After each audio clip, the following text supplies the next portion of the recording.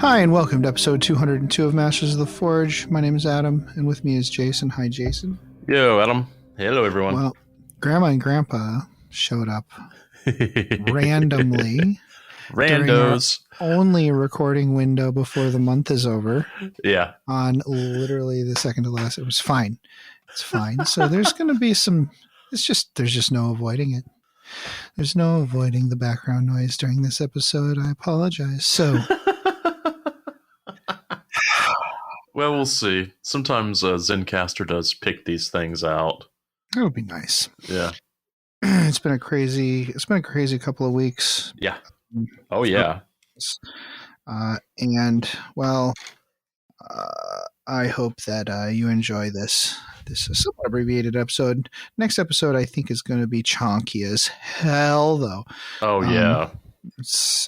But we can't talk about it yet because we have to ask Andy if we're allowed to say what we can't, because then that would reveal release dates or pre-release dates. I don't know. I don't care. Well, that, and also sometimes they spin release dates on us. It's like, and they're like, I guess we're not going to be talking about that. That's happened before recently. Yeah. All right. We can't talk about that for 6 months. 6 months. 6. Okay. Fine. All right. So, but I will say the extra time is nice. Yeah. So, hobby progress. Yeah, I'm still working on building those rogue traders I've been working on. I built all the Kroot and I built all the Votann infantry in the recent weeks. I am going to keep all the vehicles in the boxes for now. Yeah. This week I was working on painting a trooper with a flamer for my paint scheme test. Mm-hmm. And I was thinking gold and purple with maybe some Ushabti bone or light gray for the clothing and the symbology. Mm-hmm. Black guns, but gold trim, man. Using metallic gold for trim, especially bright metallic gold. Mm-hmm. I don't know. It doesn't go on well. Yeah. I can always put on the brass scorpion first, which does. Brass scorpion and lead belcher are literally the best. They're just the best metallics for application purposes. They're the best metallic bases that I can think of. And you don't have to do a bunch of layers. They don't smear on. The Auric Armor Gold, man, I feel like I'm painting with craft paints. It kind of smears on in ribbons. It's so weird. Yeah. I don't like it. So I was like, is it going to be easier to do non-metallic metal on these on this fringe? And so I did that, and I kind of like the way it looked. I followed Duncan's recipe. It's like these weird brown colors. I didn't actually write it down. I'll try to write it down later and talk about it later. But just look at his. If you're a subscriber, just look at that, and it's a bunch of browns, and including Doombull is definitely the dark one. The light one is a weird tan color, is Zamisi Desert or Xandri Dust? One of those. Xandri Dust. Is it Xandri Dust? Yeah. And then it's highlighted with Ushabti bone. The only thing I think I did wrong is it needs a glaze of yellow over top it. Yeah. To give it that gold yellow Shine. color. Yeah. And I used the air paint for that because I don't have the actual contrast. I think it was the Uriel yellow. Oh, yeah. Air paint, which I have tons of it. I could do the entire army and I would still not run out of Uriel yellow for glazing purposes, right? Wow. Okay. So I think I need to bring that down way more, a lot more, because it did look really yellow. Yeah. Everybody said they prefer it, because then I went over it with actual real metallic. Mm-hmm. Everybody says they like the non-metallic better. I don't know if they're trying to make my feelings feel better. I don't Um, know. one thing I do when I mean, gold is always such a difficult color. I mean, there's Yeah. no arguing in that. One thing I did that I always do is I put down like a brown layer underneath my Hmm. metallics just to give it some sort of basing, like I'll put it's not Mornfang brown. I think the closest GW color could be Doom Bowl. That's really smart, Yeah. Jason. I got the idea Yeah, from John. if I did put the Doom Bull down first as a base coat and kind of went to the edges with it, Yeah. and then started doing the what was it, the lighter color over top it, Yeah. that might be a good way to do it, because then I'm not relying on a wash to get those edges down Yeah. after the fact and then having to fix the purple. Yeah, that's smart, because like the purple, I'm actually like thinking it needs to be a high contrast purple to. So right now the one I have, it's kind of, I mean, it does go from black to Gene Stealer purple Mm-hmm. with like two colors in between, but I think it needs to be like blended real dark to real light, and I think Yeah. that's going to really pop, because these are meant to be in low light situations with high intensity light above, like in the corridors and stuff, but Mm-hmm. also I think I want them to be extremely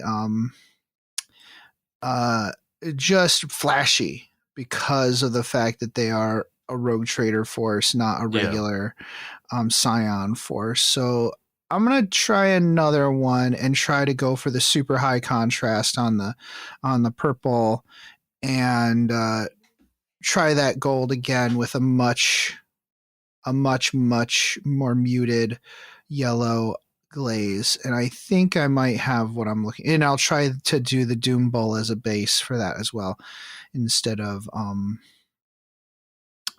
starting with the lighter color. Okay, that's good. And I think the purple and gold is fine.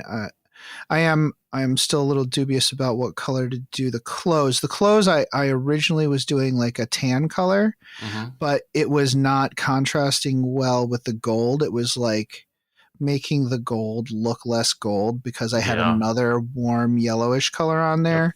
So so I went with a gray for the the cloth. I think that was the right call. And all the leather, if there's leather, it's black. Okay. So in addition to that, I painted Herbie the Love Bug on Quinn's wall. I used my Yeah. cell phone projector. So with this thing, you have to turn your brightness all the way up, Uh-huh. and you have to, in your phone, you have to flip the picture upside down and backwards, because when it projects, it doesn't correct. Yeah, it's not correcting. There's only one lens instead of two lenses, so it is just how that. It's just how refraction works. So, yeah, I traced it on the wall, and I painted that over 2 or 3 days, and he loves it. He loves Herbie the Love Bug. He watches the movies all the time. It's great. We're probably going to have a Herbie the Love Bug cake for his birthday on March 7th. Yeah, well, yes, 3/7. We all know. Mr. Nurgle. Yeah. It's great. It's great. I love it. That was a good. I honestly haven't. This month I did nothing for the hobby bingo card for 2022. I literally painted zero model. Okay, I painted one test model. Yeah. In January. It's crazy. I was just been building and busy. Also wanted to say thanks to Dave for the gorgeous Squat Necromunda gang. Holy mackerel. Is this Spark Dave? Yeah, Dave Gormley. Yeah. All right. He's on. Yeah, he's on the Instagram and the TikToks. He really likes TikTok, actually. Does he? Okay. Yeah. Well, he can like I don't know. There's something about the interaction with people that's like really good Yeah. for him. Um, and he can like take videos of his models. Yeah. He doesn't bother. He doesn't do like, um, I'll have to go look him up. Okay. yeah, no, he's great. Dave Gormley. I'm Yeah. trying to find what his Grinnell Vex or oh yeah, Grineal Vex. Grineal Vex. there we are. Grineal Vex. And orcs. He's so good. Yeah. He's Yeah. so good. Yeah, he has pictures of the team on here that he did. Oh, I'll have to They look are, at that later. oh my gosh. It's his pictures are way better than mine. Dude. Yeah. Like the mustaches and everything, like it is top notch. It's Okay. unreal. I'm gonna go look at this. Yeah, they're gonna have to see the table at some point for whatever reason. I mean, it is a Necromunda gang. I've literally never played Necromunda. Yeah. And when I told Tucker this, he goes, "Oh, okay, okay. I just ordered the book." All right. All right, Tucker. You know what they're playing right now? They're playing Lord of the Rings. Yeah, that sounds like the. Yeah, that's right. Tucker was mentioning he was having a problem getting some models. I don't know which Like ones. sourcing some of the models. Yeah. I think they still need a book too. Yeah. Okay, well, that is my hobby progress. Hopefully, I'm going to try to have at least a squad done by the time we talk again next week or whenever we talk. Because I kind of want to get a squad, at least a squad in, or maybe a character. So I was thinking about what you were saying about the gold, and yeah, I've got that new set of rubrics I've been working on, the ones in the marble white.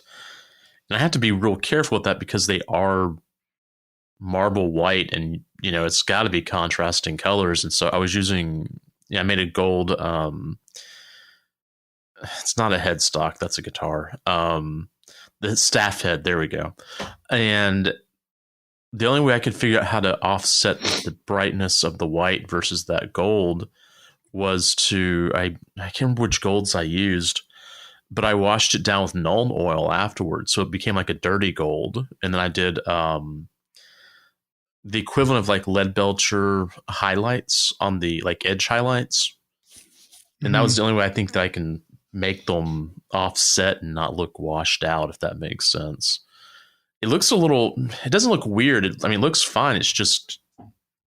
Yeah, sometimes you have to. I've noticed, like, even on things like freehand art, if you don't add a weird like highlight, like an extreme highlight, or just like an outline of some kind. Yeah, whatever color you pick there is going to be washed out by the thing that's behind it, and you can't avoid the thing that's behind it for whatever reason. So, yeah, and it was just interesting how sometimes. Well, not how sometimes, but how we, as we do this stuff, we like learn techniques and other things because it's like, oh, yeah, those sorts of issues show up. All right. Anyway, my hobby progress. So we got the new Demon Prince, which really wasn't that new because it had already been released in a box set, but we couldn't talk about it. Okay. Yeah, weird. Yeah. Fun build, actually. What was kind of funny is I was looking at it, and there's some options in there that weren't there before, and some of the options are very similar to my kit bashed converted metal Demon Prince that I did years ago. And I was like, this is cool. I'm going to go through and make these. I'm going to try and make them similar, like do a similar paint scheme on them because I really do like the model. It's pretty easy to build. I built it with wings because my primary Demon Prince does not have wings. So as I was looking through the build instructions, you know how they're now doing these kind of visual representations of the rules to make it easier for non-English players? It like kind of shows you what the rules are for it. Yeah, and it's like uses symbols instead of words. Yeah. Well, it now has a shooting attack. But that shooting attack isn't in the Demon's Book or the Thousand Suns Codex, so I don't Right. know if there's a misprint or. You used to have a warp bolter, right? Yeah, I think that's. I don't think I was talking to Tucker or Mike or both, and it's basically kind of a shorter range heavy bolter. So Hmm. that's cool. I mean, I'll know what to paint that as, but we'll see if that actually. If that was a holdover from a previous edition that just kind of snuck into the rules on accident or what. Um, anyways, I haven't painted that. I built it, and it's the beginning of the semester. We should be just happy that we were able to meet. All Yeah, right. for sure. So I have done some hobby, built the Demon Prince. I have, I mean, I just moved. Well, I mean, I didn't just move, but I'm still unpacking and stuff. And so I don't know where my new kits are. So like whenever I run across my stash, I just grab that and build it. So I built a Eldar webway portal. I think that's what it is. The big, tall, spiky things. Mm-hmm. And that was a fun build. I mean, it was an easy build, but it was, it's been a busy week, so I thought I'd take easier builds. Yeah, It's great for like doing narrative. Yeah, For any faction, because there's webway portals all over the world. You don't need to be an Eldar or all of the galaxy. yeah, You don't need to be an Eldar to be interested in its existence. yeah. Armin's quite fascinated by them. So I built that, and then I built the Auspex Shrine in Com Relay, which came out about a year ago, I think. Mm-hmm. That was a really fun those build. ones from Warzone Noctis. Yeah, that sounds right. I'm They're sure like the square buildings that were area. They counted as area terrain, even though you couldn't stand on them. It was weird. Yeah, that's them. If you are into kit bashing and converting, that Com Relay and that Auspex Shrine, you need to take a look at that because there's some really sweet bits on there. Nice. I mean, just really, really cool stuff. Especially if you want to do like, I don't know, there's just some really cool bits. Like as I was playing around with it, I thought, this, if I was more of a kit basher, more of a converter, I'd be totally excited about this. And then, all right, let's talk about Titanicus, shall we? And how sometimes I love Adam and sometimes sometimes. So, I do have the box set. So I built the Warhounds. I'm working on the Reaver, and the thing came with an extra weapon sprue, but it didn't come with the extra weapon sprue instruction build. Nice. So I went ahead and ordered an additional weapon sprue because I do have 2 Reavers and I do like to use non-standard weaponry. So there's no way I'm going to have a force together for Adepticon, but it will be ready for the next Adepticon. So, but I'm going to build these and see what happens. So yeah, like I said, I did enjoy the game quite a bit. And yeah, we're taking care of that. All right. Shall we wander over to games played? We're doing some games All played. Right. I had some games played. Yeah. Queensberry guys and I are starting a Crusade League. That is so cool. Yeah, and Kendrick is doing some narrative stuff for it too. Yeah. So we have 2 Chaos players, 2 Xenos players, 2 Imperial players. I think, let's see, Kendrick is playing Tyranids. I'm playing Orcs. Yeah. Tucker is playing Sororitas. Yeah. Dave is playing the Night Lords. Oh, yeah. Jared is playing Astra Militarum. Okay. And Nick is playing the World Eaters. Yeah. So, it'll be a good time. We played a couple games. I played a game with Tucker, and it was crazy. So we did 25 power level. We decided we're going to go straight to 50 after this. Yeah.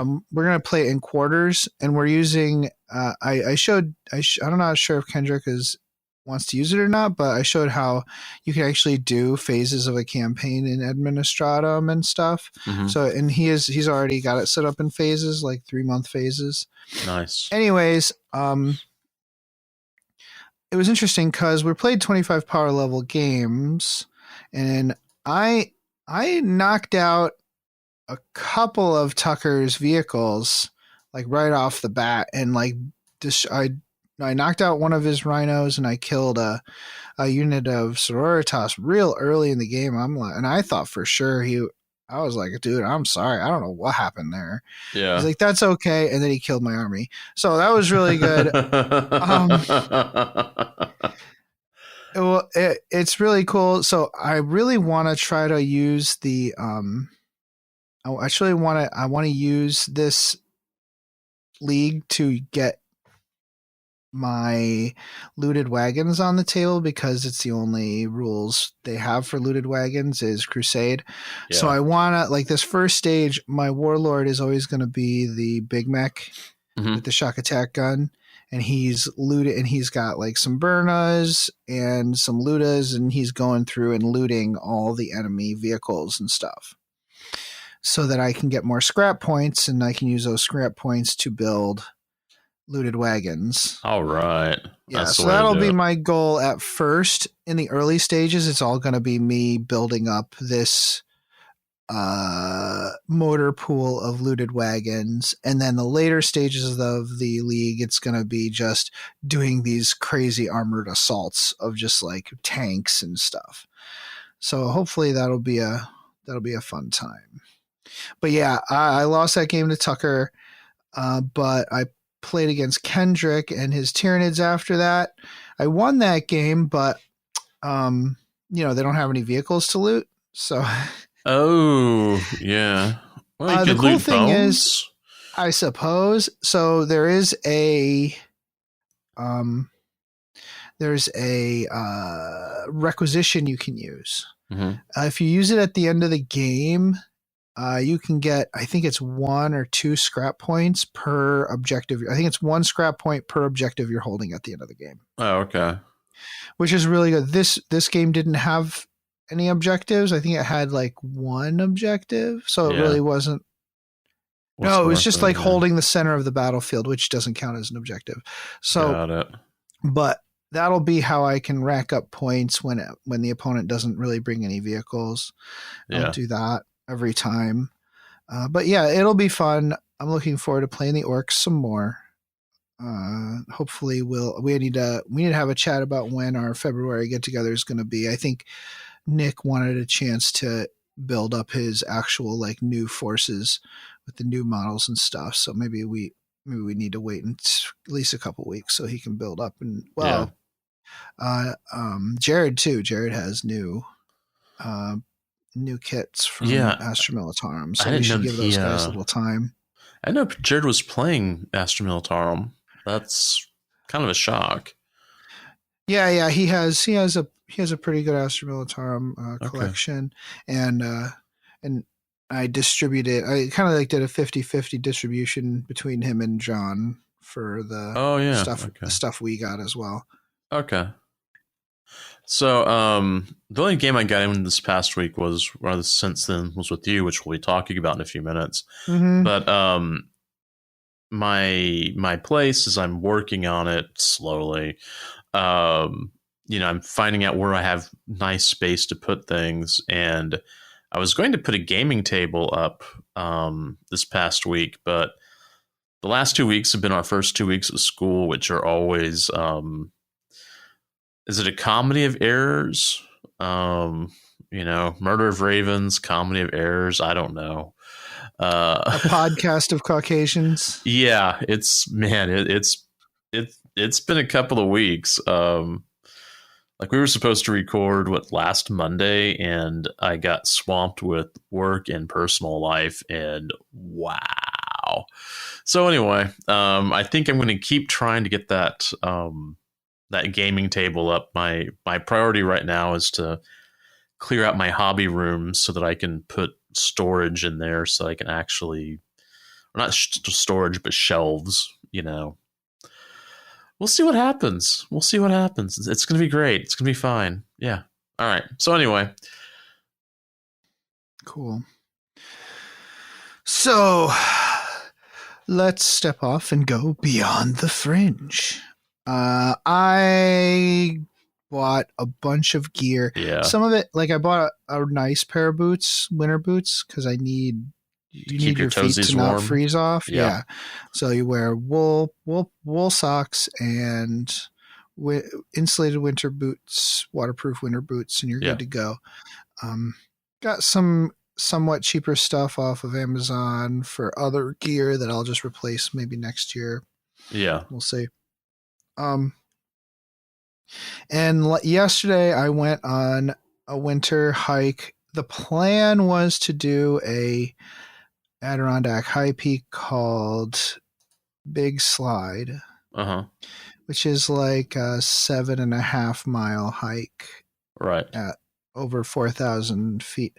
Now, 4,000 feet doesn't sound like a lot to our Western friends, but you have to understand out West, the elevation of the highest point in like, what is it, Utah? No, Nevada. I don't remember. There's like one of the flat, like plain states. Mm-hmm. Its highest point is still higher than the high peaks of New York State. Yeah. But it's still plains. Yeah. You know what I'm saying? Like, it's just It's in the middle of it's in the middle of the country instead of at the edge of the country. Yeah. So it's actually a 4,000 foot elevation is actually quite a bit. Like I didn't make it to the top of that mountain, and I still had over 1,000 feet of elevation gain. Yeah. Right. So we got to you go over 3 mountains called the Brothers, and there's first brother, second brother, third brother, then Big Slide. We got to the top of First Brother after like 2 hours, like 2.5 hours. And I'm like, there is no way we're going to get the Big Slide to Big Slide and back by like 6 p.m. We're going to be out here a long time. Yeah. And I have little legs. I'm a little man. I'm like 5'6". I have very short legs. I think my legs are even stubbier than like normal's 5'6" people. So doing that with snowshoes on, and we needed snowshoes. It wasn't ice; it was snow. Oh, okay. So yeah. So unfortunately, like we weren't breaking trail, which is nice, but unfortunately, like snowshoes were absolutely necessary the whole way. And my strides were like 4 to 6 inches. Wow. Strides. So if I'm like, it would have just taken forever. And I said to my buddy who came with me, I'm like, dude, I don't think we should try for this because it's just too long. And he's like, yeah, no, that's fine. Like he had much longer strides and stuff, but he also had like knee issues. So he's like, you know what? It's probably for the best, you know. He's like, I can try this later. I already did Big Slide in the summer, no problem, in 95 and humid. Ooh. That was fine. But it wasn't. I was warm, right? I was warm and dry. Like all my gear was working perfectly. Yeah. It's just I am not built to do that much distance in snowshoes. I'm just not. Yeah. So we came back, but I'm going to. My eyes were bigger than my stomach for this one. We got a good workout. We were out there for 4 hours or so. Yeah, that's good, man. We did like 3.5. Actually, we actually were making like a good 1 mile an hour clip in the snow, but it's still 1 mile an hour is not. It's not good when you're trying to do a high peak, even in the winter. So, So anyways, I digress. No, I don't. This is the actual topic I'm talking about. But anyways, I'm belaboring the topic. Bit off more than I could chew. I'll be going for smaller peaks in the winter, which is fine. Or at least in the snow. If it were ice, it would have been fine. I would just put on my micro spikes and gone. And just go. Just climb and go. Because that would ice is fine. Just your normal gait. You can just use your normal gait, you know. Right. So what have you been up to, dude? So I'm teaching a recording techniques class. Like I'm teaching people how to, and the title is Introduction to Recording Techniques. And so part of the class is, learning how to create a budget or how to outfit a studio according to a budget and, a client's requirements, I guess. And so I was trying to pull together like, client one, client two. I was like, that's really not creative. So I think I'm going to use some 40K and Horse Heresy names for names of clients. Like Euphrates Keeler as the podcaster. For those of you who don't read the Garrow series, she's like one of the first saints, I guess, for lack of a better term. Then have Nathaniel Garrow as the owner of a film scoring studio, and maybe Magnus as a professor who needs a small mixing station in his office. That's fantastic. I mean, yeah. I think you're not the first person to do Warhammer names for stories. That's fantastic. Yeah. I want to see if anyone notices. I did have one student at one point who he knew Warhammer Fantasy because he knew Malal, which was bizarre, and Korn and Zinch and whatnot. So let's see if anyone catches these, especially the Garrow and the Keeler. Or Magnus, actually, any of those three. Yeah, so that's my Beyond the Fringe, keeping it weird for my students. Love it. All right. Oh, yeah, I also ordered one of those Vortex mixers. Oh! Yeah, because... You did? Yeah, off of... I got a cheapo one, so we'll see.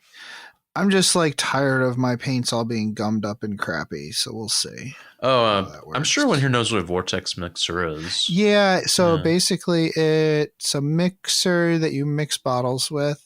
You don't stick it in the paint. Instead, it's got like a little rubber nipple on it and it vibrates. People use it for lab work. Like if they need to mix up a beaker or a test tube, not a beaker. And people also use it for mixing paint for tattooing.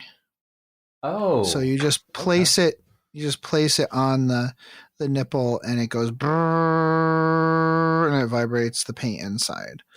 Cool. So I can every once in a while just go through my collection and go and just mix it, Yeah.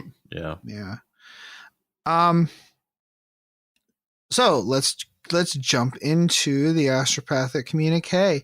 Yeah. I am excited that the regimental standard has returned, at least for the time being. Yeah. It is. If anybody remembers, regimental standard was a cute in character blog for just fun topics about the 40K universe, but it was written in the voice of the Departamento Munitorum's what is it called? Propaganda wing. Right. And it would be talking directly to guardsmen on how to deal with, the new models that were out that week or whatever. It's super cute. Yeah. So yeah, I'm really excited about that. I remember that. Yeah. Also though, the other thing that I'm super excited about there's two things. It's the Snarl Fangs, which are puppies, goblins riding, grots riding wargs, dwarfs, puppies. Or not dwarfs, wolves, which is extremely exciting. But then also during the preview this week, there are skinks riding dinosaurs. Are you serious? Yes, they are freaking adorable. They are the cutest little guys. What are they called? Hold on. I'm going to scroll down here and find out what they're called. Yeah, that's cool, man. That's really cool. Raptodon Chargers. They are the happiest little men. Just like little... and they have feathers, too. They're like little dinosaurs with feathers. Yeah. And they're just having a great day. It makes me happy. So I'm going to be buying some of those for something. I keep wanting to scream puppies for the puppies. Yeah. Yeah. Those are cute. What did you see that you liked from recent Games Workshop news? All right, so the new Garo novella was released. Oh, nice. Yeah, I heard a lot of people talking about that. I finished it last night because it's a novella, so I was like, I need to finish this quick. It is good. It's a, if you read a lot of these Horus Heresy novels, especially the ones that are set in the Siege of Terra, you know what's going to happen. But it was nice to see him there and to Euphrates Keeler, the living saint, the living martyr, whatever, is also in there, and that's kind of cool. I wish it'd kind of been a longer book or novella, whatever, but it's Mm. fine. The Cerebus Heavy Tank Destroyer. Wow. I don't even know if I would Hmm. get that. I mean, honestly, painting it in 1,000 Suns colors would be awesome and kind of annoying at the same time. But yeah, it's just a beautiful model. I'm sure it's super easy to build because, I mean, it's easy to build in that there's a lot of parts, but I mean, they make sense when they go together, and there'll be a lot of detail. So, Have in you the been putting together any of the tanks from the new Horus Heresy release? Yeah, I built the Spartan that came with the big box. Yeah. I haven't picked up any of the other tanks only because I just moved and I'm still dealing with, moving, paying that out. So, yeah. Hmm. The other one that I really am quite fascinated by is the new, was it Vashtor, the Arcaphane? Oh yeah, that'll be a nice box set. Yeah, that's going to be an amazing box set. I mean, that model is super cool. I literally can do nothing with it, but it is super cool. Oh, it's gorgeous. That'll be a really great model, Yeah, and it comes with like um one of the demon engine yeah, spiders, like three obliterators, obliterators, uh-huh, and a couple other things, and some then it comes cultists. cultists, comes with some space marines, etc., Yeah, etc. But it's yeah, Dark that'll be good. Angels. You've got Deathwing, you've got Azrael, Mhm. and you've got, is it a It comes with squad? it comes, I think it comes with a Oh, there's a little Watcher in the dreadnought. Dark. Aw, what a sweetie. Oh, yeah. Um, yeah, that's it comes with what? Oh no, Terminators, yeah. Yeah, Deathwing Terminators in Osriel. yeah. So that's a pretty cool kit if you're doing, you want to do a Black Angels or Dark Angels Legion. Yeah. Cool. So All right. Well, I'm looking forward to all those releases. I did want to yeah. mention that White Dwarf 484 has new boarding actions rules in it. Mm-hmm. I just got mine yesterday. And it's cool because right now the boarding action rules are very generic. Right. So, what I this have does, good. it comes with a card for cutting out, like a card cutout page. Yeah. And you cut out squares that are exact size of the squares on the board. Right. And on one side, you have just like a weird, like dark, rusted metal picture that are Mm-hmm. all the same.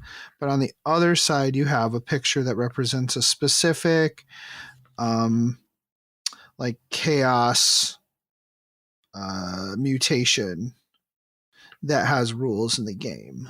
Oh, okay. So based on the mission will tell you when to flip over the tiles and show what is been under them. But Oh. they all have different effects and they all interact with the rules of the mission in different ways. One of here, let me. It's you can either have a hypnotic gaze, which is a bunch of eyes, barbed maw tendrils, which are that's exactly what they sound like. They're like Yeah. the flailing pseudopods; those are tentacles. Diseased vent, which is just a mouth with teeth. It's gross. And then heaving flesh. Let me see. Let me do the barbed maw tendrils. Mindless feeding. When this warp infected entity tile is turned face up, and at the end of the battle round, roll 1d6 for each unit within 4 inches and visible to this warp infected entity tile. On a 1, that unit suffers 2 mortal wounds. On a 2 to 5, it suffers 1 mortal wound. So, yeah, it's pretty neat. There's a bunch of them, and I'm looking forward to more like this for theming. Like this, these little tiles are a great way to theme every board, like for different kinds of hulks or spaceships or whatever. You could, and it's cool that the tiles, like the squares on the board, are uniform. So you can literally add anything you want to it to change up the theme. I like it. That's interesting. I'll have to. I have the issue. I was looking at it very quickly yesterday, the day before when I was doing laundry. Mm-hmm. So I'll need to go look at that a little better. I have my glasses with me, so they do have a section on Arcs of Omen, a creator's insight into the latest cataclysm of the 41st millennium with Andy Clark and Richard Butler. Mm-hmm. So Richard Butler is the guy who he's the head product developer. So I'd be interested in seeing what, I didn't read this yet, but I'd be interested in reading what they had to say about the product and maybe what's coming up. I'm not sure. Let's see. Yeah, it does say that Angron is going to be featured in the second book, in which, I'm not sure that's going to actually happen in these games of of boarding actions, but you're not going to have a giant demon prince in a boarding action. But very interesting. Interesting. Yeah, that's kind of a funny thing that I was going to make a comment about, that you can't take monsters in boarding action. Mm-hmm. But in the first boarding action book is where they first showed the picture of the new demon prince, which cannot be taken in boarding action. Yeah. I mean, it's based on like you can still tell stories and do missions based on the new campaign and like the background, but you're not going to do it in boarding actions, that's for sure. Yeah. Okay, great. Looking forward to that. We're going to take a break, and we're going to come back, and we're going to talk about the game we played for the Incursion in Lucky Space, Chapter 4, I believe. Potty break, I need to have a potty break. I gotta pee, I've had a coffee, and some water, and some coffee, and then some coffee again. Greetings, mofos. Are you out of George Dickel number 8, staring at a broken chess machine? Well, don't want to spend the rest of the year tied to that couch? Well, why don't you head on over to the 1 Hour a Night Facebook page and see what exciting stuff is going on there. It's a place to post all your daily progress in the hobby grind, as well as receive and give positive feedback.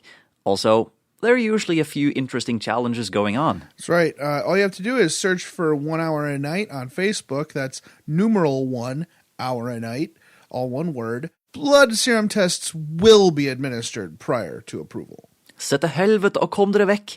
Det er ikke ei bikkje, det er en slags ting. Den imiterer ei bikkje, men det er ikke det. Kom dere vekk, idioter! What he said.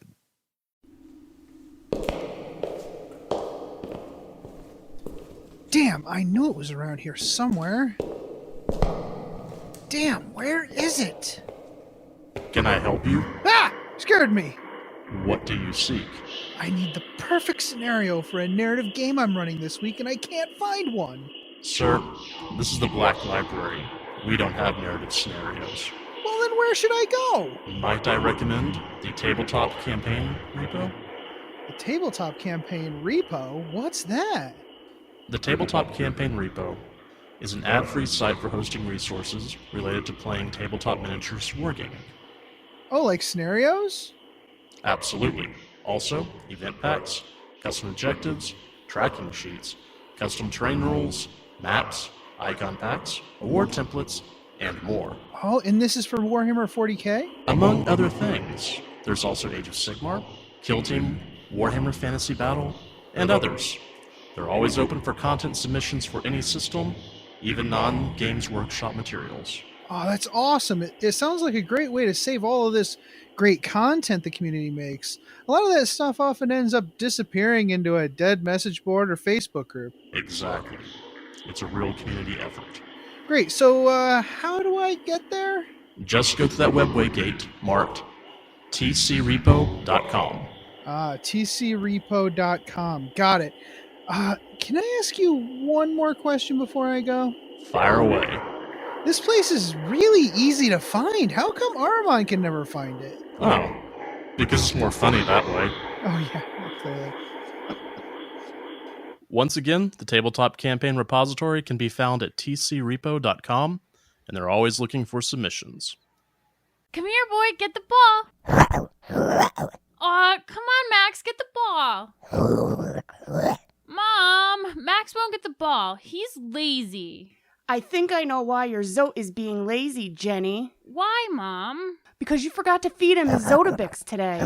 Oh, no. Oh yes, Zotabix contains all the nutrients and random animal parts a growing Zote craves. It not only provides our Zote with the energy it needs to play with you and protect our home, but it also keeps its chitinous shell fresh and shiny. Oh, boy, I'd better feed Max his Zotabix. Yes, you had. Zotabix is made in part from grade Max, A time for Astra dinner. Militarum post-engagement byproduct and is infused with 112 essential vitamins No, and Max, minerals down. harvested from your Zote's natural habitat, the finest desert deserts. Ah! Zotabix is available in any shopping center on worlds where Zotes are allowed or where the Imperium's inexorable influence has not yet reached.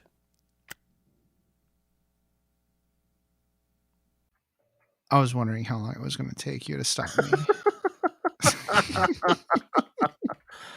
I was wondering myself. Okay, go for it. Welcome back. So we're going to talk about our game. We finally got to play a game of boarding actions. Mm-hmm. We did play 25 power level. We decided to do Votann as the attacker and the demons as the defender because we were doing if you recall, I think it was 2 missions ago when we did the hangar bay, some of the Votann got sucked out into space. Mm-hmm. So this is those Votann being rescued and them trying to regain entry to the ship. So the idea was if the Votann managed to win this game, they could be added as reinforcements to the battle for the cargo bay. Mm-hmm. If I lost this game, then I wouldn't be adding any Votann to that list for that particular game. Mm-hmm. So let's talk about the terrain for this. For the terrain layout for this one. Okay, so this mission we used was Hull Breach. Mm-hmm. So Hull Breach has 6 distinct rooms. So there's kind of a room in each corner, sort of. And then the other 4 rooms are like a staggered left to right in between. Or sorry, the other 2 rooms are kind of a staggered left to right in between. So there's like a northeast room, a southeast room, a northwest room, and a southwest room. Yeah. And there are 2 rooms kind of in between that that are kind of in the middle. So like middle 2 rooms. So if you remember, we did this, we read about this one, and this one seemed really interesting, where every round on a plus at the start of the battle round, you look to see if one of those rooms evacuated atmosphere. So Yeah. this kind of represents the fact that the Votann are trying to gain entry at the skin of the ship, right? Right. So, punching holes in the wall or in the floor. yeah, exactly. And or using holes that were already punched in by the demons, or the in this case the Thousand Suns. Oh yeah, that was the other thing. We decided, this is actually we did decide that where this is a spot where actually Thousand Suns had gotten in a boarding torpedo from their little their scout ship, and they had fired this boarding torpedo into the side of the hubris of St. Uther, and that's how they are in here. They are in here because they were aboard a boarding torpedo. Yeah. So there are some atmospheric issues in here. So on a 3+, that area is voided. Everybody takes D3 mortal wounds who's in there, and also all the doors shut because of safety protocols. Yeah. So I thought that was really interesting. And I really wanted to play that mission, and it just happened to be kind of perfect. You kind of do all your scoring based on the objectives that are in there. So you do some data downloads and stuff while you're there, which was kind of inimical to the actual point of the mission, like of the story. Mm-hmm. But I thought it would be a good way of showing also like holding territory and whatnot. So like it was an action to hold or an action to download the data, and you could only download data once per 4 objectives. We were able to play this on Tabletop Simulator because some living saint out there had this past week created all these missions in Tabletop Simulator, and what's more, they left all the individual pieces of walls and doors and stuff as separate files so that we can go ahead and make our own in the future. Yeah. So it's real. We are very appreciative of this individual for their contribution to. If that's you, let us know. Yeah, I will give you $20. Yeah. For sure. Yeah. For sure. Okay. So let's talk about our lists. I'll go over mine first since I'm the attacker in this one. So I don't know what the heck's going on with boarding actions and Crusade. Like there's a little blurb on how to like integrate Crusade into boarding actions. Right. But in boarding actions, you don't use warlord traits or relics. You just use enhancements. Yeah. But I think that really flies in the face of how you do Crusade. Like all your upgrades and stuff are all, I don't know, it's all part of each unit. So I don't know what to do. Like, should they also not use their, like battle, like their battle honors and stuff? Like what's going on with that? I kind of don't like it. I don't mind it for matched play, but I don't see a reason to do this. But having said that, we decided to stick with the main rules for boarding actions, and instead of using whatever warlord traits or relics that were on the characters and the models, we decided to use the enhancements just to be a part of, just to use it, baseline, so we can get an idea of how boarding actions works. Yeah, it is a little odd. Yeah, I don't even know really what to say. I see in your notes that you said I swear if Crusade's going in 10th, I'm going to riot. There's going to be a lot of people, including Battlescribe, who just finally was able to get Crusade into Battlescribe. Yeah, I really hope I hope that Crusade is here to stay. It's great. There are some things that could be adjusted, but you'll certainly be throwing the baby out with the bathwater if you if they try to do some other way of doing narrative games. Because Crusade is great. You can use it for big sweeping group narratives, great big group like narrative campaigns or events, or you could do it as a simple narrative league where you just keep track of your own narrative and don't worry about anybody else's. Yeah. It's perfect. It's a perfect concept, I think, for Warhammer. It may not be perfect, but it's pretty good. How about that? Yeah. We're not throwing the baby out with the bathwater. Yeah. So I picked Expert Breacher as my enhancement. It lets you perform when you perform a boarding action, when you perform an action to open a door, it completes immediately. Yeah. So nice. that's really nice. It lets you open a door and move through it, which is really huge, especially for a warlord who is punchy. I picked the no effort wasted agenda, which gives me experience for killing things that have grudge tokens on them. Yeah. I remember that being very effective. I think that's the word we're looking for. Yeah. Right. What were your warlords? What was your enhancement and agenda, Jason? I didn't have a warlord, so I didn't have an enhancement. The narrative I was trying to kind of go with here was just bringing in schmucks. Actually, let me rephrase that. Originally, I was going to have like the Demon Prince over there, so I could finally bring him in on a game and with some Thousand Sun rubrics. But then I reread the rules, and Demon Princes are literally monsters, and no monsters in boarding action. Right. Which, whatever. Okay, fine.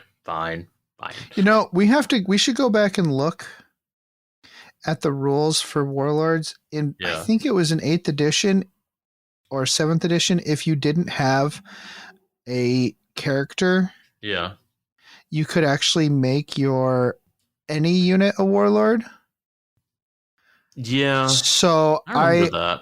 It's just that some warlord, most of the warlords traits specified it would have to be a character.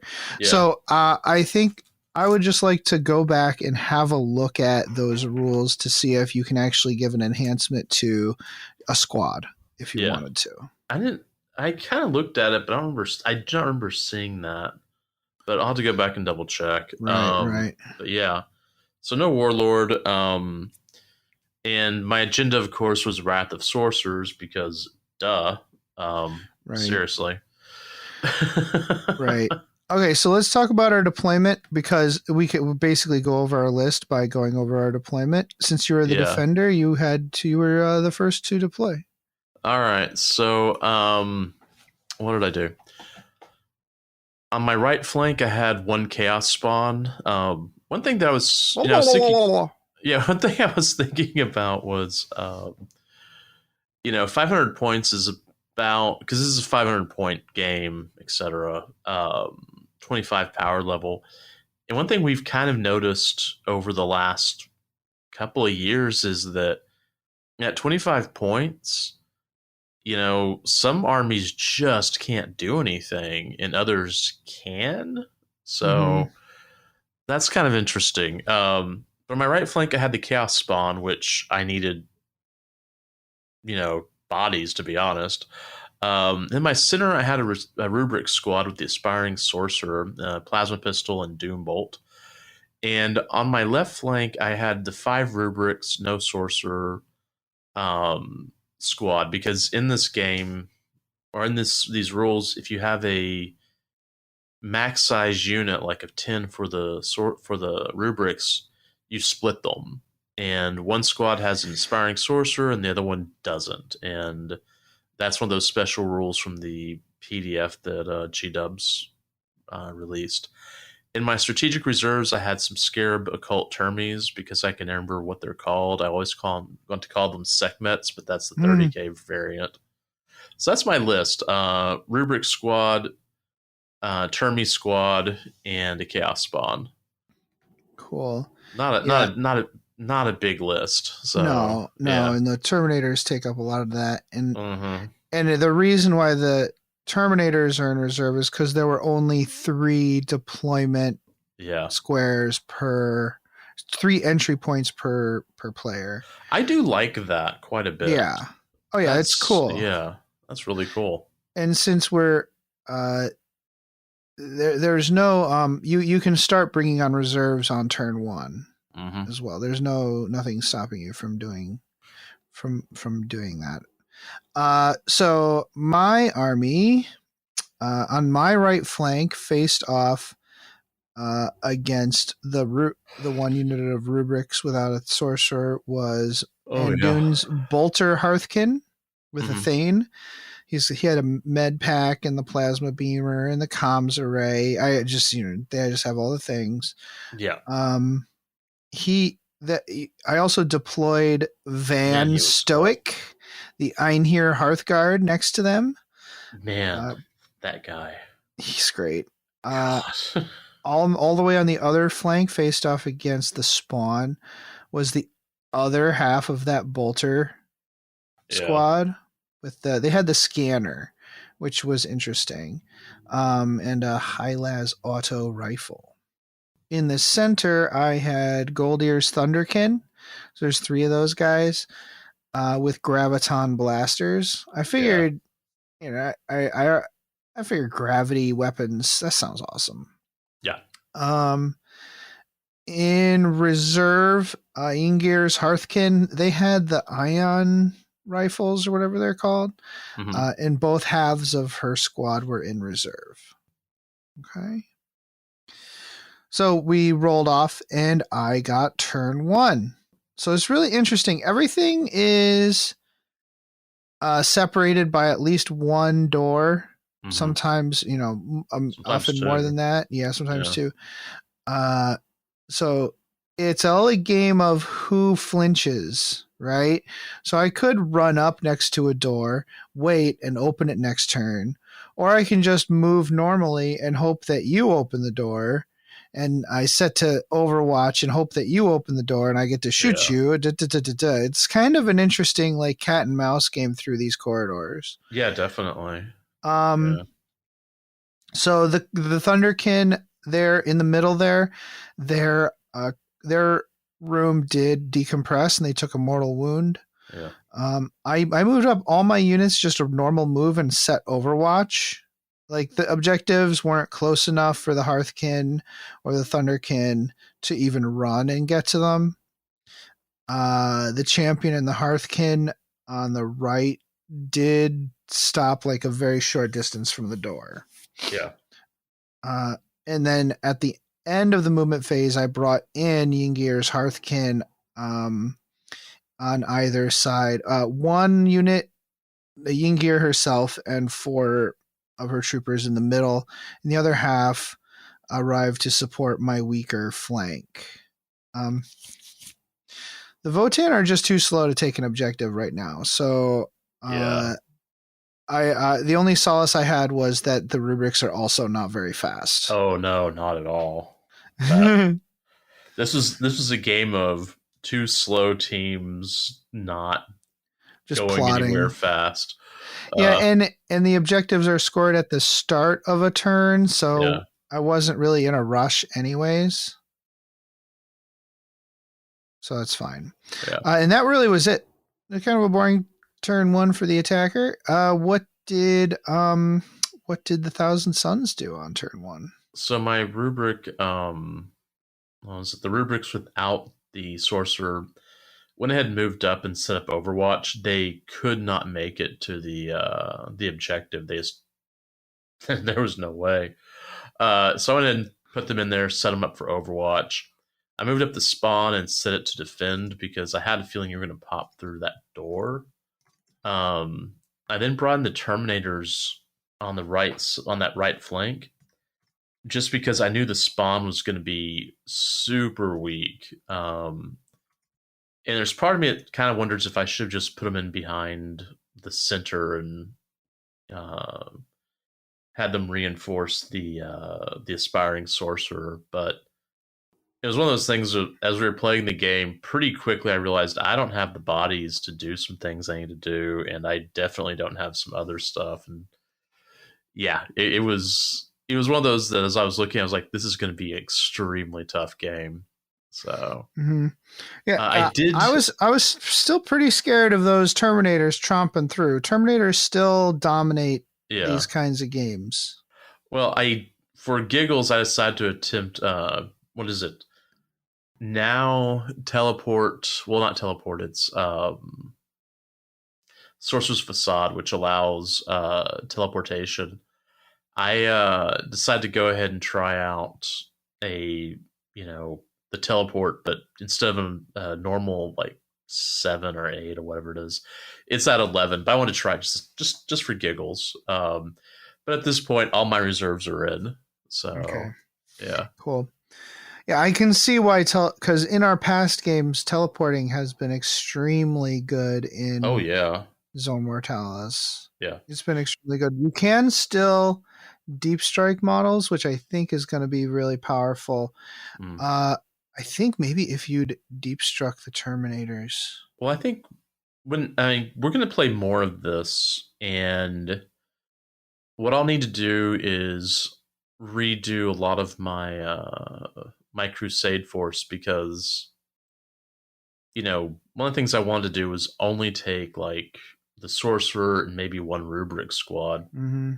And so I added this Terminator squad as a other thing, but I may need to go through and maybe add other bodies of, people that have joined this as we're going along. I don't know. I'll figure out something. Yeah, no problem. Yeah. Okay. So turn 2 comes around. Sector 4 with the no Rubric Sorcerer takes 2 mortal wounds and kills a Rubric. Yeah. That's the one facing off against my Warlord. Or my thing, or my Warlord there. Yeah. So in the center, the Thunder can run towards that close center objective, so they can start scoring. The 5 Hearthkin that are with them run to a door in the hopes of barging through it next turn. On the left flank, across from the spawn and Terminators, one squad makes it to the objective and starts to download data. The other squad just moves forward and sets Overwatch. So we're just hoping to just start scoring, right? Yeah. Like just start scoring. And I am worried that those Terminators are coming and they're just going to eat through my Hearthkin. But at the same time, like they did not. There is that. But like, if all my guys die, at least I'll have scored a bunch of points, because downloading data was like 15 points, right? Yeah. I didn't open any doors. I just wasn't going to concern myself with trying to kill Terminators with Hearthkin at that point. So on the right flank, the Einhir champion with Expert Breacher blasts through the door, enters the vacuumed room like a boss. The Hearth can move up and open the door on the right, revealing the rubrics over there. Now they can't actually, because they can't shoot through the door on the other side, because the champion blew through the door and is covering the doorway. Don't forget, everybody, you can't shoot through models in this game. You can't even shoot through models in your own squad. Yeah. That makes it real tough real quick. It does make it real tough. Especially like if you're shooting through a doorway, if you're like a few inches away from a doorway, you're pretty guaranteed to need your opponent's pretty much guaranteed to have a cover save. Yeah. One of the saving graces of my army in this game was those stupid panspectral analyzers actually remove cover. Oh, if everybody recalls, I was really confused about one of the rules about cover from our overview of the rules. It was a really complicated paragraph, but really what it means is some of the weapon rules say it ignores light cover, and some weapon rules say it ignores dense cover, and some weapon rules say they ignore cover, which is both. So if in boarding actions, if your weapon says, or a rule says one of those things, like any of those things, then it just ignores cover. So there's no dense cover or light cover in boarding actions. It's just cover. That's Right. why. Okay. So normally I believe the analyzer ignores dense cover, but in boarding actions it removes all cover. Yeah. Which was kind of a big deal in this game, actually. Oh, yeah. So on the right flank, he goes through. Overwatch on Mr. Stoic gets 4 hits from the rubrics and 2 wounds. I want to call this guy Kool-Aid Man. He is Kool-Aid Man. He's awesome. Just blasted through the door, you know. Hey, Kool-Aid. Oh, yeah.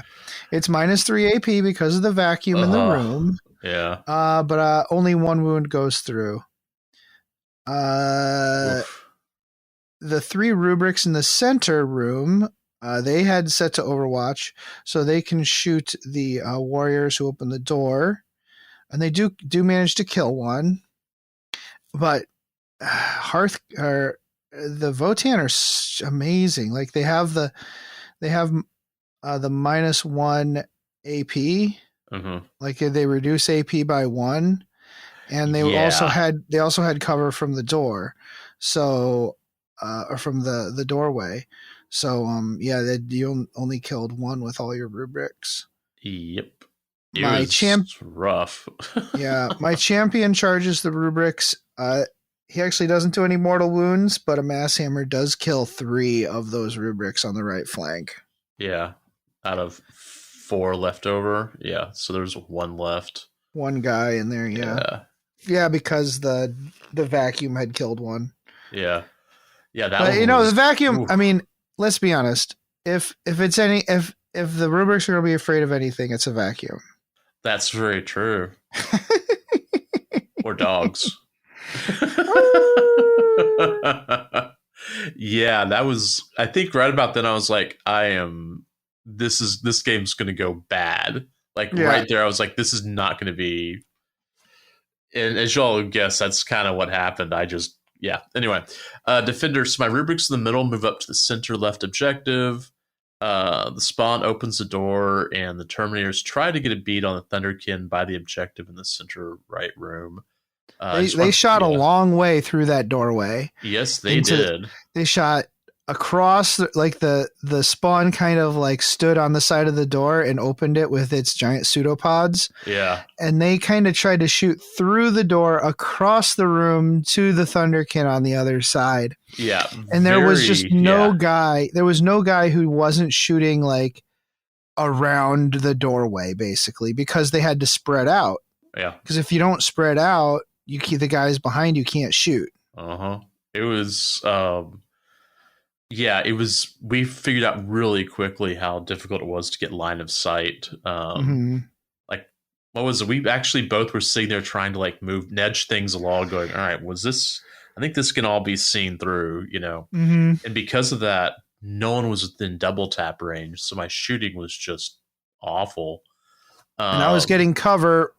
Not only was I getting cover with a +1 cover save, but I reduced AP by 1 because Votann. Yeah. Oh, yeah. All right. So Psychic phase, because I am running Wrath of Sorcerers. My Aspiring Sorcerer Doom bolted towards the Hearthkin Warriors. That med pack. Anyway. Well, med pack doesn't work on mortal wounds from the Psychic phase, fortunately. Well, that guy. Anyway, 3 mortal wounds. Doombolt killed a Thane in the comms guy and the Hearthkin with the Warlord. Because the Thanes have 2 wounds, and I figured I'll just kill this guy and only lose 2 models instead of 3. Yeah, that was. I mean, I rolled well on that, the D6 or the D3. The Terminator Sorcerer did smite the Thunderkin and killed 1 after re-rolling boxcars. That was cool. That was cool because we were both sitting there trying to remember what the 9th edition rules were for Psychic. For that, I was just like, you know what? I don't even want to fight with this. Let's just re-roll it because one thing that we noticed was at this stage of the development of the game, I think that's a good way to phrase that. There aren't many stratagems. There's not many Yeah. CP stuff, and so we had so many command We had points. CP coming out of our butts. Yeah, because there's only 3 stratagems. One costs 1, the other 2 cost 2, and we weren't using the other 2. So we're like re-rolling. Like I think we Every used all of phase. that. Yeah. And we still had lots of CP left at the end of the game. Like, yeah, it's actually kind of boring. And there's no Overwatch stratagem. You have to use the action to Overwatch, which I think hurt you kind of a lot. Not being able to Overwatch when I charge you. Yeah. Yeah, there was a lot of pain in this game. It was All right, so let's see, where are we? Shooting phase. Rubrics shot the Hearthkin warriors. Managed to kill 2. Not sure how that happened, but it did. The one in the middle, yeah. The aspiring sorcerer shot the plasma pistol. It needed a reroll because I think I rolled a 1 and just splatted that one guy. Yeah. The reduced AP though, plus cover save for Votann. Oof. It's rough. Yeah, they are rough. Not. I mean, you pay for it, but it's still rough. The Termies did shoot the Thunderkin warriors. Obviously, it just tickled them because it did. They just got tickled by your shooting. Because the next sentence is Votann are so tough, meaning nothing happened. Nothing. Dude, yeah, they're just holding the center room. It was amazing. Like those 2 Votann that were left, just standing in the center of that room, just shooting their grav weapons and holding that position. Yeah, they were freaking heroes. That was cool. Combat. Your champion slayed that last rubric of that. Yeah, that side room was so boring. It was just like splash. Okay, no, not boring. It was just decisive as hell. Yeah, it was very dusty. Not even bloody, just dust everywhere. Yeah, dust everywhere. Yeah. And I decided I don't need this objective. I'm going to consolidate next to this door so I can open it next turn and charge again. Yeah. Let's see, what was it? The rubrics are holding the objective, the center right. Somehow I got someone to hold an objective. Because you had objective secured and the Thunderkin don't. Oh, okay. So they took over control. Now I had 2 grudge tokens on them because... Oh, yeah. that was brutal. Turn 3. Give me turn 3, man. Oh, there was no decompression. I was very upset. Yeah.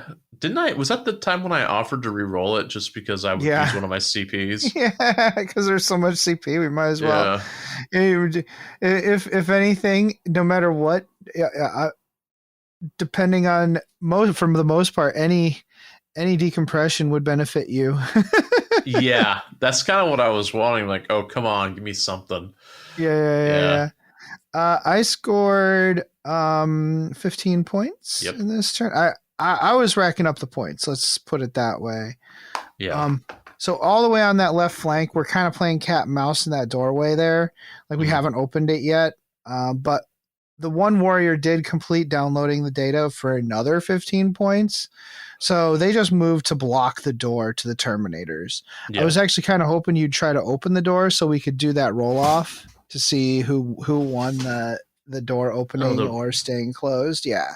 I think that's a cool thing where you can one unit can try to open the door while the unit on the other side can try to stop them from opening the door. I think with the way that I was rolling in this game that I would have lost that because it was... Well, no, that's not true because I was rolling really well for some reason, so much so that I thought maybe the dice roller on the module was messed up, and then all of a sudden... No, it came back around. The law of averages showed up and went, nope, this isn't how it works. Yeah. So in the Thunderkins room, the Warriors move up and they start downloading data in the center because now they outnumber the rubrics. The Thunderkin move up to block and protect the Hearthkin. So, like... the idea was, it's really interesting in this game. So even if I don't have sufficient force to stop you from moving in, like those 2 models block line of sight to the unit that's holding the objective. Right. So it's not actually possible for you to stop them from scoring that objective until you wipe out those blocking units, those blocking models. Yeah. So positioning models for line of sight is a really fun mechanic. It's really fun to use your models to block shooting like that. I think it's super fun, and they get to be super heroic, even though they're probably not going to live through that like combat, that eventual combat. I really feel like you can do a lot with your models. I really like the idea of the intervening models blocking line of sight. I think that's really cool. Yeah.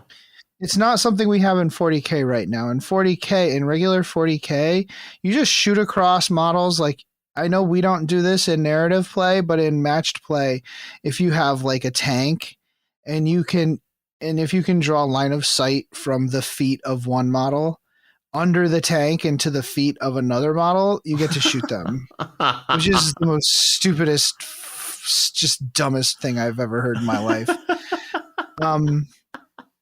I hate it so much. I hate that so much. Yeah. It makes me insane. So, yeah, as much as I like the concept of true line of sight, being able to use models to block line of sight to other models it adds so much to how interesting the gameplay is, in my opinion. Yeah. So, anyways, let's see. The champion opens the door and jumps in to attack the rubrics and sorcerer that are in that room. The Thunder can shoot the Terminators with their Graviton blast cannons. Yeah. So Graviton does +1 damage against units who have a 3+ or better save. Yep. And even with a -1 to hit, I killed 2 of your. Yeah. I don't know how that happened. One guy already had a wound, so that took that guy out, and then the other guy I think took 2 of them. I don't remember. Yeah, it was crazy. It was bad. I killed 2 of those guys. It was brutal. Yeah, we at this point we were really wishing we had access to at least a few more stratagems. Yeah. The champion only kills 1 rubric though in the center right room. I think that was the biggest surprise.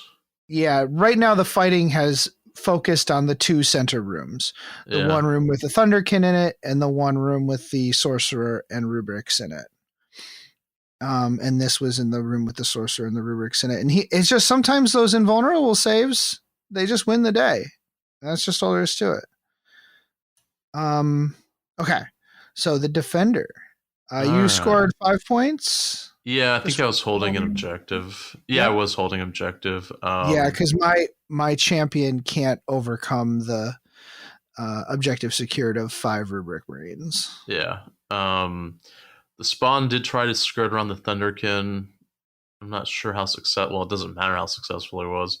Doombolt does 2 wounds to the champion. I mean, that's the only way I could take out that champion was just mortal wounds. Psychic. Yeah. You know, the Terminators dealt 3 wounds to the Thunderkin, and I think they killed 1 of them. Mm-hmm. This is all in Psychic, I guess. Shooting, not much was going on. Charge. Oh, yeah, I was not happy about brutal. That spawn failed to charge the Warriors. I think I even re-rolled it, and the re-roll was worse. You did re-roll it. Yeah, it went from a 3 to a 2. Yeah, it was awful. The Terminators were able to charge into the Thunderkin so I could keep shooting, which was nice. Mm-hmm. What was it? The Terminators killed the last Thunderkin, which that vaguely sounds familiar. The 3 rubrics. You killed Terminators killed the Thunderkin. The champion kills the rubrics. Oh, yeah, there we go. Sorry. Yeah, the champion took out I think, 3 of 3 5. rubrics I have? No, you still had the sorcerer in there. Okay, so, yeah, I think, it was such a brutal, bloody battle.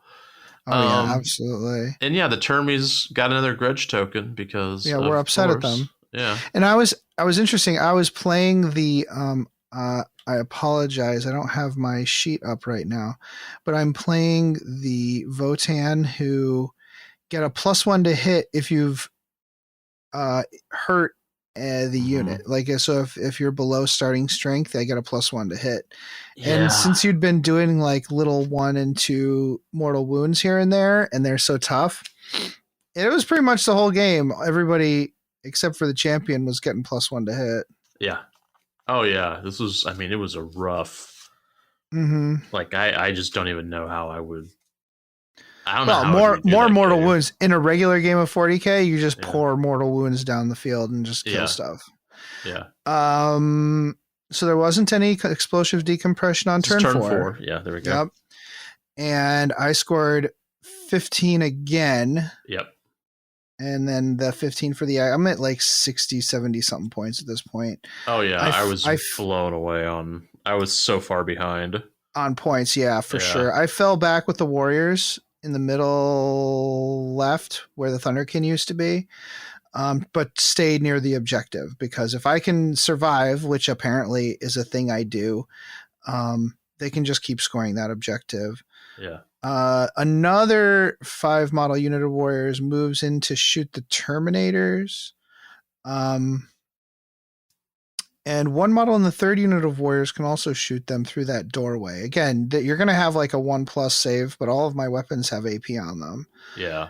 The champion is stuck in combat. And that's surprisingly fine. We'll just fight. Yeah. Against the better judgment of the general, I decided to charge with both halves of the Warriors unit. Sure, they have little knives. They'll stab you. I have a +1 to hit because we're all damaged. Sure. The grudge tokens on the Terminators actually made the gun butts dangerous, because with the grudge tokens you auto wound when you hit on like 6s, 5s, or 4s, depending on how many grudge tokens you have. So even though you get your 2+ save, they're still putting on wounds. Oh yeah. So those little heroes come barging in and just swarm the Terminators with their little robot knives, just like sticking you with your knives and hitting you with the gun butts. We're very angry. We're just upset. We're killing you with pure spite, and I love that. This reminds me of Time Bandits for some reason. Yeah, I can't imagine why. Yeah. Wait, is that on our list to watch for? Yes, it is. Okay, good. It absolutely is. I saw it once. I said, "How is this on here? It's not a bad movie." I think I put it on there because I think someone said they hadn't seen it, and I thought that was heretical. So yeah. So yeah, a gun butt actually took out the last wound on one of the Terminators, which was hilarious. Wow. Yeah. The aspiring sorcerer did take out the champion. Finally. Yeah. Which was nice. Tucker blew up my spot. He goes, "Did you re-roll your save?" I said, "Shut up, Tucker." Yeah. No, he could easily have survived that and taken out. I mean, by now, I think by the end of turn 2, I knew that there was no way I was going to win. Like I knew I wasn't even going to, like, it was just going to be moral victories from there on. Yeah, That's all I had. Because just like, oh, this isn't going to work.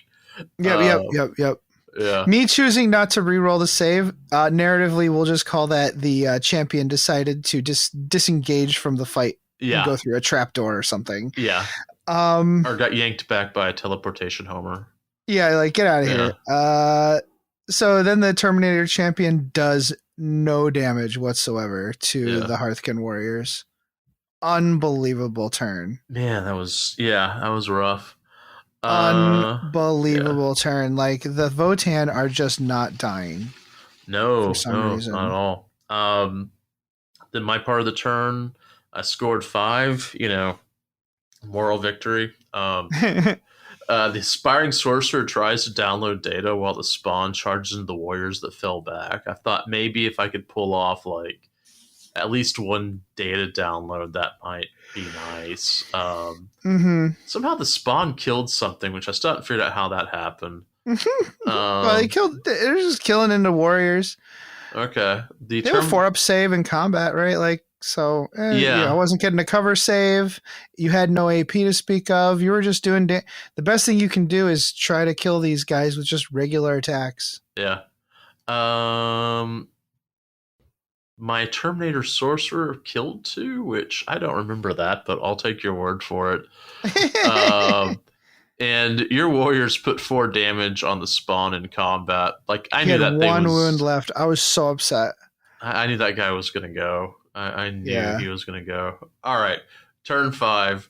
Turn 5. Let's blow through this. There was no explosive decompression again. I was so annoyed Very about upset. that. Yeah. Very upset. We did re-roll it, and it ended up being just not even where anybody is, so it didn't matter. Oh, that's right. Decompressed in a room that none of us were sitting in. Yeah. Yeah. Okay. Yep. I scored another 5. And I shot my ion pistol at the spawn in combat and killed it. Yeah. The fight with the sorcerer kind of devolved into a slap fight between the medic and the sorcerer, which was really funny. The Hearthkin who killed a spawn rolled an 11 to charge the sorcerer. So here's the thing, I cheated.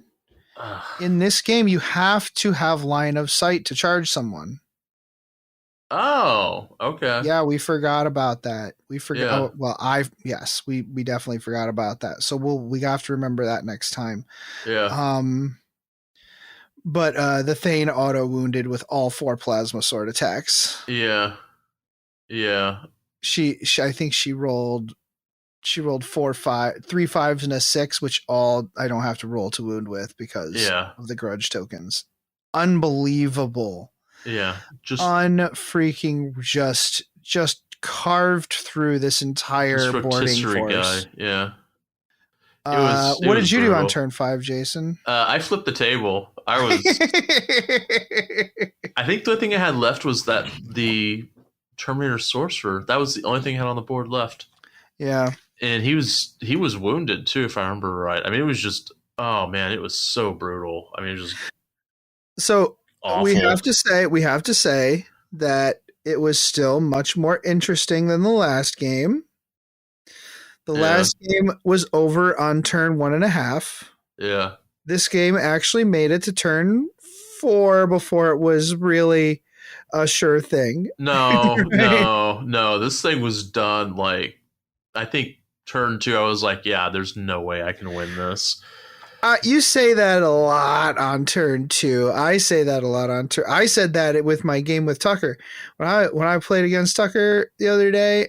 But we talked about this in the intro. Like, I thought for sure I had that game. I killed a lot of stuff on turn 1, but then he was like, "Guess what? All your guys are dead." Oh, okay. So I think, okay. How about this? I knew in turn 3, whenever you had scored a couple of 15-point things, it was like, yeah, this is over.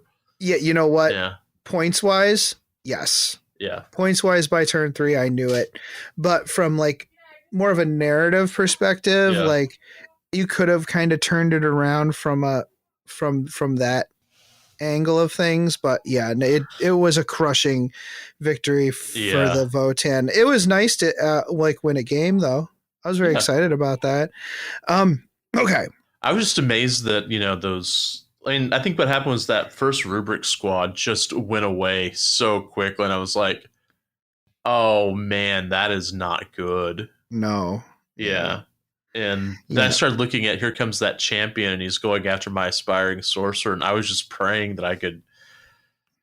I'm actually amazed that he retreated from the field, shall we say? You know what? You having to split those rubrics up into 2 squads, one without a sorcerer, one with. I think that their strength lies in the ability to do those psychic powers, and at 25 power level, that's just not a lot. Yeah, I think you need more psychic. Like you're definitely better off using your demons at the low power levels. I think. Yeah, for sure. Well, I started looking over like last night. I was kind of writing some lists that I think might be more effective, and the demons are going to be at that low power level. They're going to be more effective. For sure. Yeah. And I'd probably need to add another HQ for the 1,000 Suns if I'm going to Dude, And that's moreover, I think yeah. that the Thousand Suns themselves would surround themselves with protection. Yeah. They wouldn't just be wandering out in the ship on their Yeah. own anyways. So I think that would make sense. All right, I so should have brought like 1 billion Zangors and just flooded the yeah, place. well, certainly. But I Uh, don't hate myself that much. So mark for greatness. I mark for greatness the Terminators. They were Yeah. awesome. They created an awesome speed bump and held on for quite some time. They're still good in these Yeah. types of games. I think I love Terminators. Yeah, I think I've never particularly liked Terminators ever. Like my Right. entire, it's been 10 years now that I think about it. I've been playing 40K and I've never liked Terminators ever. But they're starting to finally grow on me, after 10 years. And I, of course, had your Mark for Greatness as your Warlord because, wow. Yeah. Yeah, he's pretty good. He also got Van Stoic. He also got Comrades Acclaim battle trait, which when he gets marked for greatness, he gets +2 XP. So he'll get 5 XP every time he's marked for greatness. Which makes I think that makes sense for that guy too. I think that's really funny. Yeah. Yeah, that does make sense, but boy, that means he's going to be tough because he's going to start racking be up. roided out. He's going to be roided out here real soon. But he should be. I mean, that's kind of who he is. So Yngir's Hearthkin, this is kind of a retro thing. Instead of her getting something new, I wanted to define something that happened in the game. So I wanted to upgrade her plasma sword because of the fact that she just put 4 wounds, just annihilated somebody with her sword. Yeah. So I rolled Fleshbane for the plasma sword.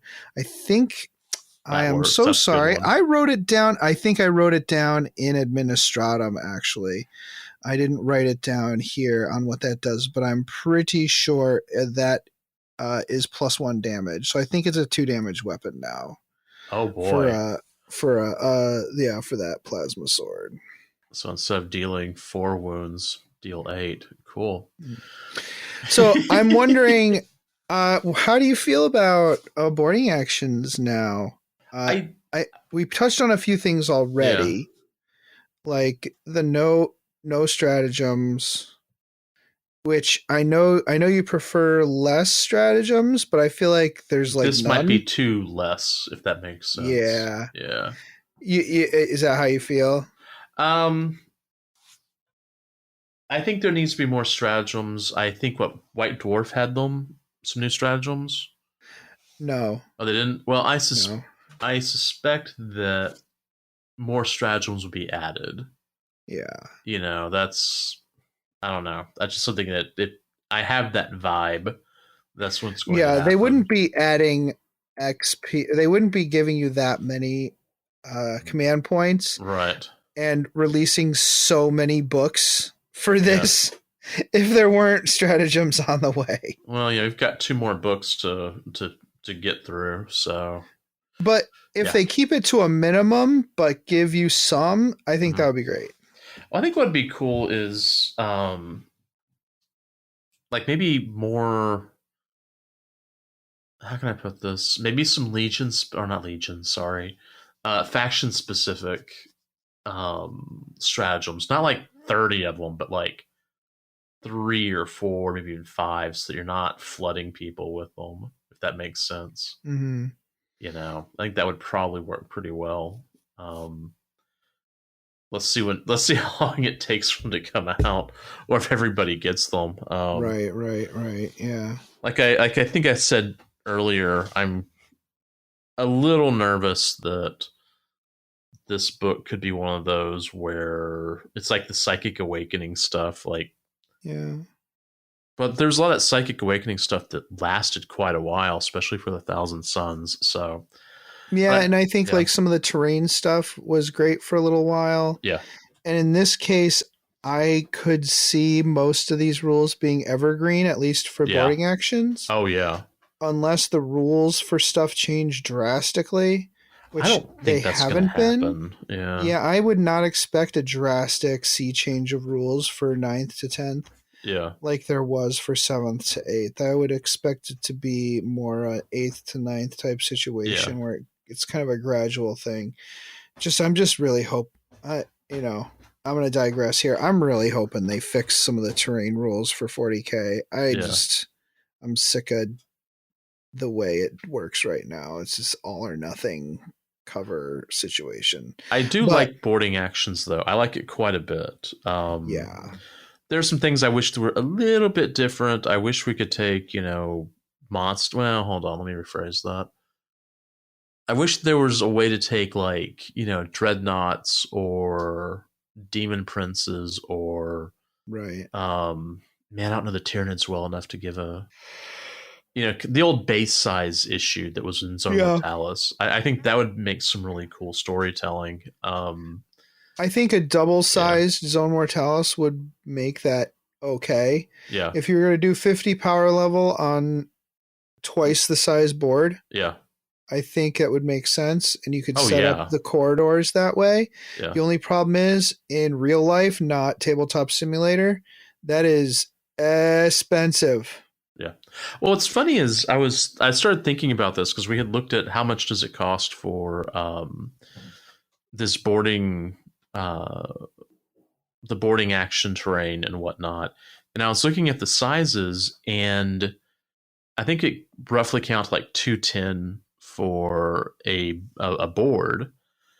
And that board's half the size of the old Zone Mortalis board. And I think I paid a little under 600. So yeah, it's cheaper. But it's still not. Yeah. It's still insurmountable for some people. Oh yeah. But yeah, I think adding monsters and stuff at 50 power level would be fine. Yeah.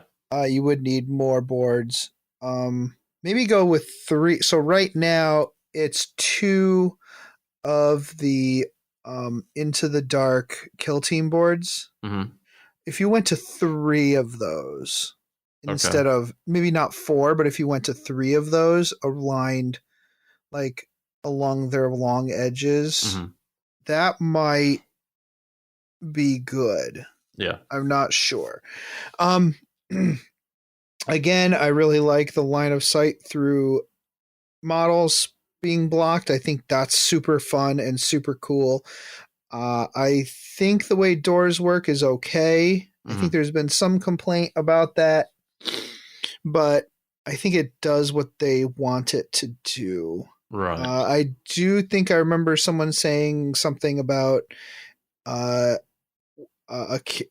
boarding action starter coming out, like a versus nice. The versus Cool. I think it's the Arbites versus the that might have been a kill team.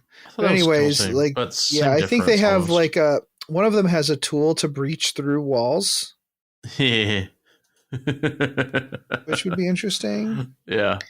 Yeah, I'm looking forward to that. So let's see what happens. What I would like to do is I would like to get together and play a game, but not have to worry about the show. So our next episode, let's just break into the end. We don't need to do a break. Next episode, we're going to talk about whatever the next book that they sent us is. Yeah. And a bunch of other stuff. Yeah, I'm hoping to actually have a battle report with someone else. Yeah. But I still think it would be nice to play another game of this. Oh, I definitely want to get. Yeah, I definitely want to get more games. I mean, I bought the book, Yeah, we don't have to just play to do a battle report for the show. Yeah. So I think I'd like to get together and do another boarding actions game with you before we did the big fight in the cargo bay. Would that be okay? Would you mind doing that? Yeah, we can do that. All right, cool. That'll be fun. Yeah. All right, guys. Until then, play the game the way you want to. We'd love it if you could give us a positive rating and review on iTunes. If you'd like to keep in contact with us, You can follow us on Facebook or Twitter by searching for Masters of the Forge. And you can follow our hobby progress on Instagram with the hashtag Masters of the Forge. If you'd like to engage with us directly, you can always join our Discord server. To do so, or if you have any questions, topic suggestions, or if you'd like to advertise your creative hobby endeavor, contact us at mastersoftheforge@gmail.com. Please consider supporting us on Patreon at patreon.com/mastersoftheforge. Thanks. The music used in this podcast was made by Parad of the duo Sublevel 3. The track is used with his permission. This podcast is protected by the Creative Commons Attribution, No Derivatives, Non-Commercial International License. More information about this license and contact information if you have any requests can be found at our blog, mastersoftheforge.com. It's such a good feeling to play games your way. It's such a happy feeling 40K'ing away. And when you throw dice with story in mind, it's such a wonderful way to unwind.